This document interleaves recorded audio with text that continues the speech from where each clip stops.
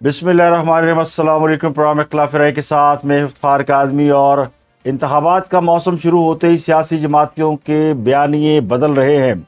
एक बार फिर बयानिए की जंग चलेगी, लेकिन जो बोलेगा उसकी ऑडियो और वीडियो निकलेगी।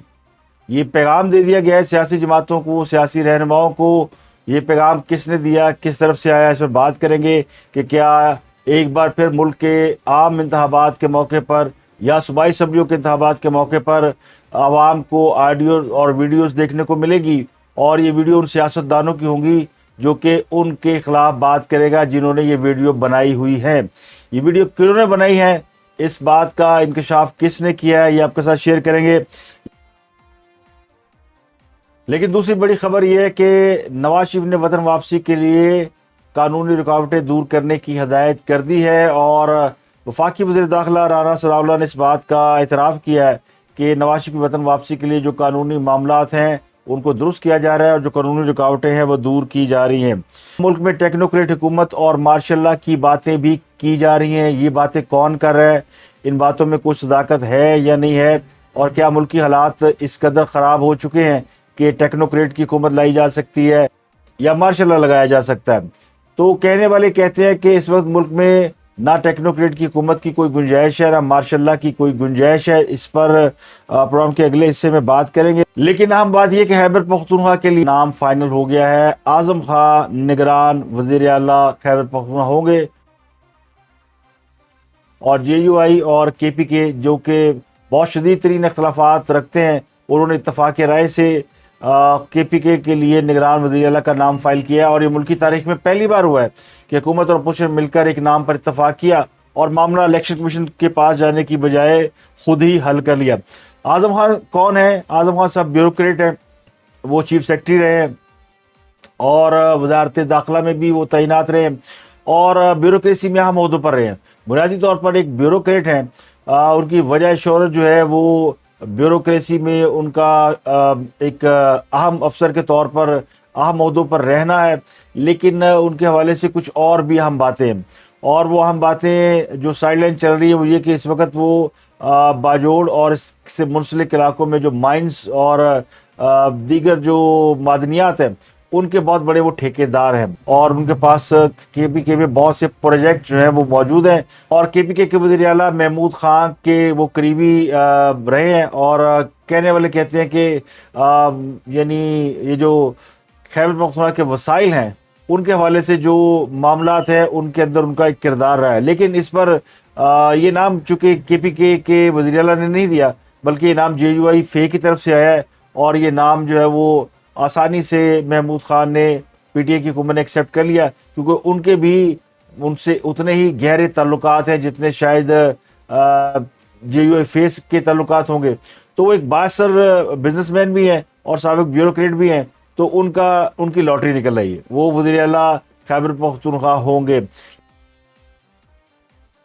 तो खैबर पख्तूनख्वा में तो आज़म खान के नाम पर इत्तफाक हो गया, लेकिन पंजाब में अभी तक निगरान वज़ीर आला का नाम फाइनल नहीं हो सका और अब ये मामला इलेक्शन कमीशन के पास जा रहा है। मुस्लिम लीग नून की तरफ से मोहसिन नकवी का नाम है, आहत चीमा का नाम पहले ही रूल आउट किया जा चुका है। वो शहबाज शरीफ हुकूमत में एक अहम ओहदे पर रहे और अब भी वो जब शहबाज शरीफ वज़ीर-ए-आज़म बने थे तो उनके साथ वो काम कर रहे थे। इसके अलावा मोहसिन नकवी के हवाले से ये एतराज़ात उठाए जा रहे हैं कि वो जब पंजाब में पीपल पार्टी का दौर हुकूमत था और पंजाब में गवर्नर राज का मामला दरपेश था, तो उस वक्त मोहसिन नकवी ने जरदारी साहब के लिए खुलकर रोल प्ले किया था। तो उनका नाम भी एक यानी उनके ऊपर भी जानबदारी का इल्ज़ाम लग रहा है। इसके अलावा उनके ऊपर कुछ मजहबी हल्के भी एतराज़ उठा रहे हैं, तो उनके खिलाफ मजहबी बुनियाद पर प्रोपेगेंडा भी किया जा रहा है। इसके निस्बत जो नाम दिया गया है मुस्लिम लीग नून के मद्दे मुकाबल PTI की जानिब से, वो अहमद नवाज सकीरा वहाँ उम्मीदवार रह गए हैं। तो अब इलेक्शन कमीशन ने फैसला करना है कि मोहसिन नकवी वज़ीर आला पंजाब होंगे या अहमद नवाज सकीरा होंगे, और दोनों में से कोई एक नाम फाइनल होगा। 2018 में भी जब मामला मुतनाज़ा हो गया था तो इलेक्शन कमीशन के पास मामला गया था और डॉक्टर हसन अस्करी जो कि PTI की तरफ से नॉमिनेट थे वो वज़ीर आला पंजाब हुए थे और फिर उनके ऊपर जो इल्ज़ाम लगे वो रिकॉर्ड का हिस्सा है। 2018 का इलेक्शन जो है उसकी शफाफियत पर सवाल मौजूद है और डॉक्टर हसन अस्करी जो कि PTI के लाइक माइंडेड थे, तो उनका नाम जो है वो मुतनाज़ा निगरान वज़ीर आला के तौर पर जाना जाता है। तो इस बार फिर क्या मामला जो है वो लाइक माइंडेड वज़ीर आला के नाम जाएगा, यानी लाइक माइंडेड सहाफ़ी के नाम जाएगा, या फिर लाइक माइंडेड ब्यूरोक्रेट के नाम पर जाएगा? तो पंजाब के अंदर मामला अभी फंसा हुआ है और पंजाब में पीटीआई ने मैं ना मानू की रट लगाई हुई है और उन्होंने अभी से चीखे मारनी शुरू कर दी है। और पीटीआई किसी सूरत भी मोहसिन नकवी के नाम को नहीं मानेगी और मामला जो है वो अदालतों में जाएगा, जिससे इलेक्शन शेड्यूल मुतासर होने का खदशा है। और पंजाब में असम्बलियाँ तोड़े जाने के बाद भी अभी तक इलेक्शन शेड्यूल नहीं दिया जा सका। इलेक्शन कमीशन ने इसके ऊपर कोई एलामिया जारी नहीं किया। गवर्नर को खत लिख दिया स्पीकर पंजाब असम्बली ने कि वो इस मामले में यानी उन्होंने भी, चूंकि जब असम्बली तोड़ी थी तो इलेक्शन की कोई डेट नहीं दी थी, तो उन्होंने भी उनको खत लिख दिया इलेक्शन की डेट के हवाले से। तो अब ये मामला जो पंजाब के अंदर तो फंसा हुआ है। खैबर पख्तूनख्वा में ये मसला हल हो गया। तो सियासी जमातें इलेक्शन शेड्यूल का इंतजार कर रही हैं। अगर इलेक्शन शेड्यूल अनाउंस हो गया तो फिर इस बात पर यकीन कर लिया जाएगा कि इलेक्शन वाकई अगले 3 माह में हो जाएंगे। लेकिन अभी ये मामला अदालतों में जाता हुआ दिखाई दे रहा है। तो खास सबकी उम्मीदों के बरक्स ये मामला लटकेगा। हाँ साहब अप्रैल में इलेक्शन एक्सपेक्ट कर रहे हैं, लेकिन ये मामला आगे जाता हुआ दिखाई दे रहा है। और अगर पीटीआई चाहती है कि ये मामला 90 रोज में ही हल हो जाए तो फिर उसे पंजाब में किसी भी निगरान वज़ीर आला के ऊपर इत्तफाक करना होगा, जो कि बड़ा मुश्किल और नामुमकिन नजर आता है। और अगर पीटीआई खुद ही मामला अदालतों में ले गई तो फिर वो अपने ही टारगेट को अचीव नहीं कर पाएगी, जो खास साहब ने दिया हो कि अप्रैल में इलेक्शन होने चाहिए। ये मामला फिर आगे चला जाएगा। इसके अलावा कौमी असम्बली में कल मजीद 35 विकेटें गिर गई और पीटीआई के मजीद 35 अरकान असम्बली को डिस्क्वालीफाई कर दिया गया। उनके इस्तीफे मंजूर कर लिए गए, उनको डी नोटिफाई कर दिया गया। अब 51 लोग रह गए हैं और 81 लोग जो है 81 ये इस वक्त उनके इस्तीफे मंजूर किए जा चुके। तो कल पीटीआई ने भी शोर मचा दिया कि जनाब हमारे बाकी लोगों के भी इस्तीफे मंजूर करें। अब पीटीआई के पास वो स्ट्रेंथ नहीं है कि वो असम्बली में जाए और शहबाज शरीफ के खिलाफ अदम एतमाद लेकर आए। लेकिन पीटीआई ने कल इस अज़्म का इजहार किया कि शहबाज शरीफ को अदम एतमाद का सामना करना पड़ेगा या एतमाद का वोट लेना पड़ेगा। तो अदम एतमाद की सूरत तो रही नहीं। अब वो कह सकते हैं आरफ अलवी साहब के एतमाद का वोट ले, लेकिन उनके पास लॉजिक क्या होगी? क्योंकि अब तो वादा तौर पर हुकूमत के और उसके इत्तेहादियों को अक्सरियत हासिल है और अपोजिशन के 81 मेंबरान की डिस्क्वालिफिकेशन हो चुकी है, उनके इस्तीफे मंजूर किए जा चुके हैं, उनको डी नोटिफाई किया जा चुका है। बाकी के जो 50 रह गए उनमें से मजीद विकेटें जो है वो अगले 24-48 घंटों में गिरा दी जाएंगी और पीर या मंगल तक ये मामला सॉर्ट आउट हो जाएगा। कौमी असम्बली में पीटीआई की कुल नशिस्तें कितनी रह गई हैं। तो जो मुनर्रफ अरकान है उनकी सीटें और कुछ पीटीआई के लोगों की 15-20 सीटें छोड़ दी जाएंगी, जिसके बाद जो अपोजिशन लीडर की कुर्सी है वो राजा रियाज के पास ही रहेगी। तो इस पर कुछ लोग कहते हैं कि राजा रियाज की सीट को बचाने के लिए सब कुछ किया जा रहा है, हालांकि राजा रियाज की सीट को बचाने के लिए नहीं किया जा रहा। हुकूमत शायद ये चाहती है कि कौमी असम्बली में जो निगरान सेटअप बने उसके लिए वो इमरान खान साहब से मुशावरत के अमल में शरीक ना हो। हालांकि ये मामला अभी आगे है, यानी हनूज दिल्ली दूरस्त है। उससे पहले ही टेक्नोक्रेट्स की बातें की जा रही हैं कि टेक्नोक्रेट की हुकूमत आ सकती है, मार्शल की हुकूमत आ सकती है। ये बातें पीटीआई के हलकों में जेर गर्दिश हैं और वो इस उम्मीद का इजहार कर रहे हैं कि जी हालात बड़े ख़राब हो गए, पेट्रोल की बड़ी किल्लत हो गई है, अगले 15 रोज में पेट्रोल नहीं मिलेगा, महंगाई बहुत ज़्यादा हो गई है और पाकिस्तान श्रीलंका बनने जा रहा है। तो ये बयानिया इस वक्त पीटीआई के हलकों में जेर गर्दिश है और एक दूसरे को तसल्ली दे रहे हैं कि अगर हुकूमत ने इलेक्शन से फरार हासिल किया तो उसके नतीजे में या तो मुल्क में मार्शल लग जाएगा या टेक्नोक्रेट की हुकूमत आ जाएगी। अब सवाल ये कि टेक्नोक्रेट की हुकूमत कौन लाएगा और मार्शल कौन लगाएगा। इस वक्त जो मौजूदा क़यादत है फ़ौज की या एस्टेब्लिशमेंट, वो मार्शल में बिल्कुल कोई दिलचस्पी नहीं रखती, क्योंकि माशी दबाव है हुकूमत के ऊपर और उन्हें पता है कि माशी मामला सियासी क़यादत ही हल कर सकती है। ये फ़ौजी क़यादतें कभी भी माशी मामला हल नहीं कर सकी, मासवा इसके कि वो जंगो जदल में मशगूल हों। ज़िया-उल-हक जब थे इस मुल्क के हुक्मरान तो उस वक्त रूस के साथ कॉन्फ्लिक्ट में गए और हमने वो अफगान वार लड़ी, जिसको आप जो भी नाम दें, लेकिन उसके नतीजे में फिर पाकिस्तान को आलमी दुनिया की तरफ से डॉलर्स मिलते रहे। और फिर 9/11 के बाद जो कुछ हुआ मुशर्रफ साहब की दौर हुकूमत में, वो भी इसीलिए था कि पाकिस्तान एक लाई बन गया नेटो का और अफगानिस्तान की जंग में पाकिस्तान ने एक रोल प्ले किया। गो इसकी हमें बड़ी भारी कीमत अदा करना पड़ी, लेकिन मुल्क में डॉलर ज़रूर आए। तो इस वक्त कोई सूरत हाल ऐसी नहीं है, ना माहौल जंग का है, ना इस वक्त कोई फौजी क्यादत इस बात में कुछ दिलचस्पी रखती है कि मुल्क में मार्शल लॉ लगाया जाए। तो शायद सियासी क्यादतें भी इस बात को समझती हैं और इसीलिए वो खुलकर खेल रही हैं। और इस वक्त जो जमहूरी कुव्वतें हैं उनको भी मुल्क के हालात पर बड़ी तशवीश है, और जो कुव्वतें मार्शल लॉ के हक में है वो भी तशवीश में मुब्तला है कि मुल्क का होगा क्या, हालात किस तरफ जा रहे हैं, हालात कैसे बेहतर होंगे। लेकिन हालात बेहतर हुए नज़र भी आ रहे हैं। हाँ, साहब ने तो दावा किया था ना कि तेल का माहिदा हो रहा है रूस के साथ और हमने लेटर लिख दिया है और बस हम तेल लेने ही वाले थे, तो उनकी बातें तो वैसे ही तेल लेने चली गई। वो बातें सिर्फ हवाई थी। लेकिन अब प्रैक्टिकली तौर पर मौजूदा हुकूमत ने रूस के साथ मामला तय कर लिए हैं और मार्च तक हतमी माहिदा तय पाएगा। रूस का वफद पाकिस्तान आया हुआ है, एक माहिदा हुआ है, MOUs पर साइन हो गया, 80 रुकनी वफद पाकिस्तान में मौजूद है और तवानाई के शोबे में पाकिस्तान के साथ तमाम एग्रीमेंट्स हो गए हैं। अब इस मामले को हतमी अंजाम तक पहुँचाना, तो ये ऑन ग्राउंड एक रियलिटी सामने आ गई है कि पाकिस्तान रूस के साथ अपने मामला को सेटल कर रहा है और रूस से पाकिस्तान जो है वो ऑयल खरीदेगा। और ये वो सौदा है जो खान साहब ने बेचा था और दावा किया था कि चूंकि उन्होंने रूस के साथ ऑयल खरीदने की बात की है, हम रूस से सस्ता तेल खरीदना चाहते थे, इसलिए अमेरिका ने मेरे खिलाफ साजिश की है और मुझे हुकूमत से निकाल दिया। ये खान साहब का बयानिया था, जो पहला बयानिया हुकूमत से निकालने के बाद उन्होंने बनाया था और फिर एक साइफर लेके फिरते थे कि ये वो वजह है, चूंकि मैं रूस चला गया था और रूस के साथ हमने सस्ता तेल, सस्ती गैस, ये सब कुछ किया था। अब देखना ये कि चूंकि वो खान साहब ने तो हवाई छोड़ी थी और वो साइफर की बुनियाद पर उन्होंने जो अवाम को ट्रक की बत्ती के पीछे लगाया था, वो तो लोगों को पता चल गया कि वो किस कदर झूठ था। लेकिन अब प्रैक्टिकली शहबाज हुकूमत ने ये सब कुछ कर दिया है, तो अब देखना यह कि क्या अमेरिका शहबाज हुकूमत के खिलाफ साजिश करता है या नहीं करता।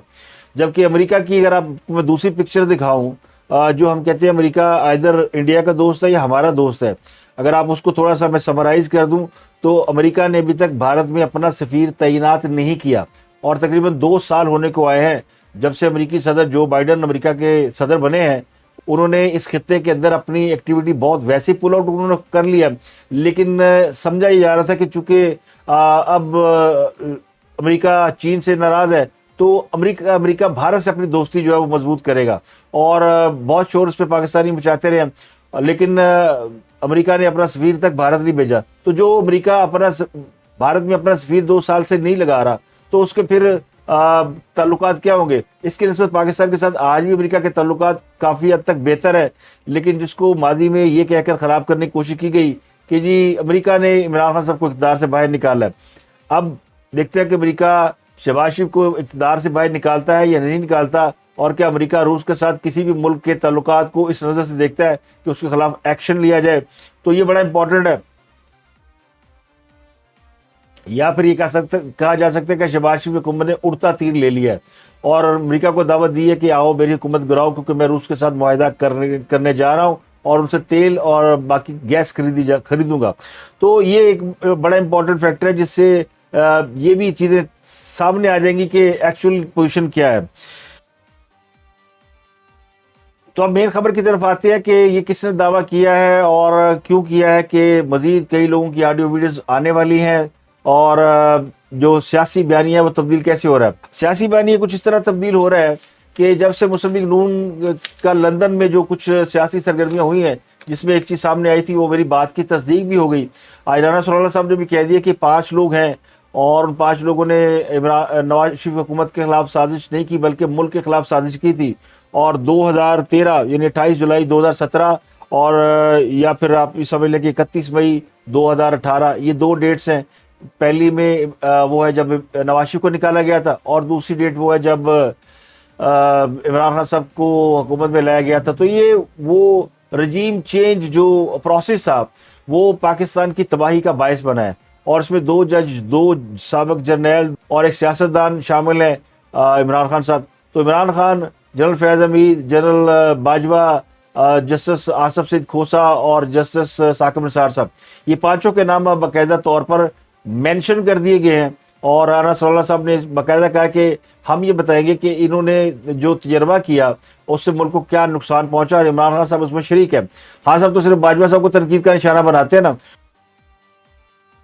जो मुस्लिम लीग नून सियासी पोजीशन लेने की कोशिश कर रही है, एंटी एस्टेब्लिशमेंट या उस वक्त के जो ये जो माइंडसेट था, 5 लोग जिनका 5 प्यारे कह लें इकट्ठे, कि इनका माइंडसेट था कि नवाज शरीफ को इक़्तिदार से बाहर निकालना है और इमरान खान को इक़्तिदार में लेकर आना है। ये इनको हम एक्सपोज करेंगे और इनके खिलाफ कोई कानूनी कार्रवाई होगी या इनको कटहरे में खड़ा किया जाएगा। कुछ इस किस्म की बातें जो लंदन में जो तय हुई, क्योंकि लंदन में भी बहुत पॉलिटिकल एक्टिविटी हो रही है, तो उसके बारे में ये बता दिया गया कि ये 5 लोग हैं। तो जब से ये चीज़ें सामने आई है कि मुस्लिम लीग नून एक पोजीशन लेने वाली है, साथ ही पीडीए ने थोड़ी सी अपनी पोजीशन चेंज की है। फवाद चौधरी ने कह दिया कि जी फौज के जो सियासत में मुदाखलत के मामलात हैं वो बेहतर हो रहे हैं, 50% यानी बेहतरी आई है उसमें। सियासी मामलात में फौज की मुदाखलत कम हो गई है 50%। ये किसने दावा किया? फवाद चौधरी ने। तो ये उन्होंने एफर्ट डाली है फौज के साथ, अपने यानी एक पोजीशन लिया कि हम फौज के खिलाफ नहीं है, मामला कुछ और है। और इस पर इमरान खान साहब ने जो इंटरव्यू दिया है अमेरिकी टेलीविजन को भी, और उसके बाद फिर वकला से भी उन्होंने बात की है, उसमें उन्होंने कहा कि फौज का जो सियासी किरदार है उसको रातों रात ख़त्म नहीं किया जा सकता। तो ये वो एक बेनिफिट ऑफ डाउट फौज को देना शुरू हो गए हैं कि वो जो एस्टेब्लिशमेंट है वो अपने आप को अलग कर रही है, लेकिन वो रातों रात नहीं हो सकता, वो आहिस्ता आहिस्ता पीछे हट रही है।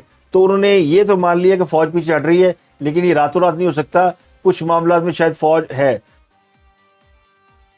तो ये थोड़ी सी पोजीशन चेंज हुई है, जिससे लगता है कि हो सकता है मुस्लिम लीग नून के एंटी एस्टेब्लिशमेंट बयानिए को सामने रखते हुए इमरान खान साहब जो है वो फौज के बारे से उनकी तारीफें तो है कि फ़ौज बड़ी अच्छी है, लेकिन जनरल बाजवा को वो क्रिटिसाइज़ करते हैं, जनरल फैज़ हमीद का वो नाम नहीं लेते, उनके लोग नाम लेते हैं। जस्टिस साकिब निसार साहब को उन्होंने कभी ओए नहीं कहा, और आसिफ सईद खोसा तो उनके मौसन है जिन्होंने बुला के वो केस अपनी अदालत में लगाया था।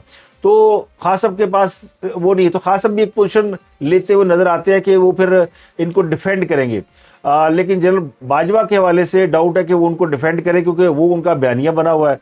तो वो -1 +4 के साथ जाएंगे, यानी चारों की वो एडवोकेसी करेंगे और बाजवा साहब की मुखालफत कर सकते हैं।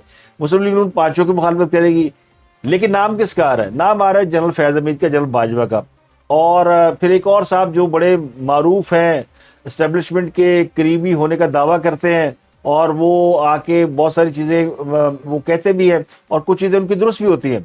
जैसे उन्होंने आके कहा था कि इमरान खान जो मार्च करने जा रहे हैं खूनी होगा, तो उनकी ये बात दुरुस्त साबित हुई थी। अब उन्होंने एक और दावा किया है, उन्होंने कहा जी कि जो बोलेगा उसकी वीडियो और ऑडियो आएगी, और जनरल फैज़ हमीद के पास तमाम सियासतदानों की ऑडियोज़ और वीडियोज़ हैं, जिनमें इमरान खान भी शामिल है और जिनमें मुस्लिम लीग नून के रहनुमा भी शामिल है। यानी उन्होंने एक ही हल्ले में दोनों जमातों को लपेटे में ले लिया। तो फैसल वाडा साहब का ये किसी टेलीविजन में बैठकर इंकशाफ करना, ये ऐलान करना कि फ़ौज के पास या फ़ौज की साबिक़ क़यादत के पास मौजूदा सियासी रहनुमाओं की बहुत सारी ऑडियो और वीडियो मौजूद हैं, और ये उस वक्त सामने आएगी जब कोई इनके खिलाफ बोलेगा। फैज़ हमीद साहब इसलिए दोनों का टारगेट नहीं है क्योंकि फैज़ हमीद साहब के पास बहुत सारी कमज़ोरियाँ हैं सबकी।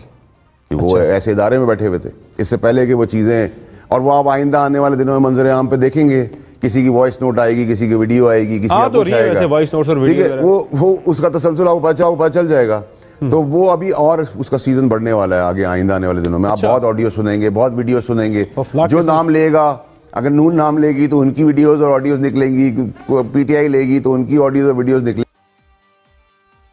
ये बुनियादी तौर पर थ्रेटन है उन सियासी जमातों और रहनुमाओं को जो अपना अगला बयानिया बनाने की कोशिश कर रहे हैं, और उस बयानी में वो जनरल फैज़ हमीद को, जनरल बाजवा को टारगेट करना चाहते हैं। तो पहली धमकी तो ये सीधी मुस्लिम लीग नून के हवाले से हो गई है कि अगर मुस्लिम लीग नून ने जनरल फैज़ हमीद और जनरल बाजवा को टारगेट किया तो फिर ऑडियो वीडियो मार्केट में इनकी भी आएंगी, और अगर इमरान खान साहब ने टारगेट किया तो इमरान खान साहब की भी आएगी।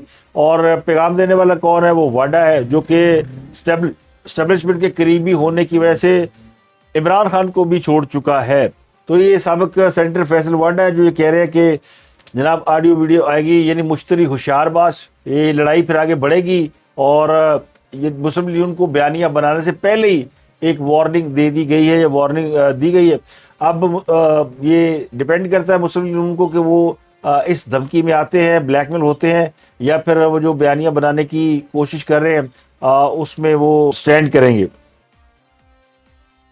लंदन में जब राना सनाउल्लाह और मरियम नवाज की मीटिंग हुई, जिसको 3-4 घंटे की, जिसमें और भी लोग शामिल थे, उसमें नवाज शरीफ ने शिकवा किया था कि उनकी वापसी के लिए जो काम करने चाहिए थे वो अभी तक मौजूदा हुकूमत ने नहीं किए। तो उन्होंने बुनियादी तौर पर नाराज़गी का इजहार किया। तो उन्हें बताया गया जी कि वो उनके जो वकील थे और वफाकी वज़ीर कानून इस वक्त आदम नज़ीर तालड़ हैं, उनको चूँकि हटा दिया गया था। पंजाब में जब लाहौर में एक सेमिनार के दौरान फ़ौज के ख़िलाफ़ नारेबाजी हुई थी, तो उनको हटा दिया गया था। तो वो बुनियादी तौर पर नवाज शरीफ के रास्ते में हायल कानूनी रुकावटें दूर करने के मिशन पे काम कर रहे थे। जब उनको हटाया गया, नवाज शरीफ की वापसी का मामला लटक गया। तो इसीलिए फिर जवेद लतीफ़ ने कल ये कहा था कि हमें तो हुकूमत 23 नवंबर के बाद मिली है, क्योंकि जैसे जनरल बाजवा साहब आर्मी चीफ के ओहदे से हटे हैं, दोबारा आदम नज़ीर तालड़ साहब वफाकी वज़ीर कानून बने, और उसके बाद फिर बताया गया उन्हें जी कि अब उसके ऊपर अमल शुरू हो गया है और आपकी वापसी जो है वो बाइज़्ज़त होगी और जिस तरह आप चाहते हैं वैसे ही होगी। तो ये मिशन भी शामिल है मुस्लिम लीग नून की क़यादत और शहबाज हुकूमत के हवाले से, कि उनको ये टारगेट दिया गया कि नवाज शरीफ की जो वापसी है वो बाइज़्ज़त होनी चाहिए और उसके लिए जो भी कानूनी रुकावटें हैं वो दूर की जाए, और वो इलेक्शन से पहले या इलेक्शन कैंपेन के दौरान पाकिस्तान वापस आएंगे। लेकिन सवाल ये कि इलेक्शन शेड्यूल कब अनाउंस होगा, और वो उसके बारे में वो कहते हैं हनूज दिल्ली दूर अस, अभी मामला जो है वो लटके हुए। लेकिन पाकिस्तान की जमहूरी कुव्वतें ये समझती हैं कि इलेक्शन अब तय पा गया है और असम्बलियाँ टूट गई है, तो पंजाब और केपी के इलेक्शन तो कम से कम अपने वक्त पर होने चाहिए ताकि जमहूरियत को कोई ख़तरा लाक ना हो। तो अब तक के लिए इतना ही। आपसे मुलाकात होती है अगले व्लॉग में। अपना गिरदोनवा के लोगों का बहुत ख्याल रखिए।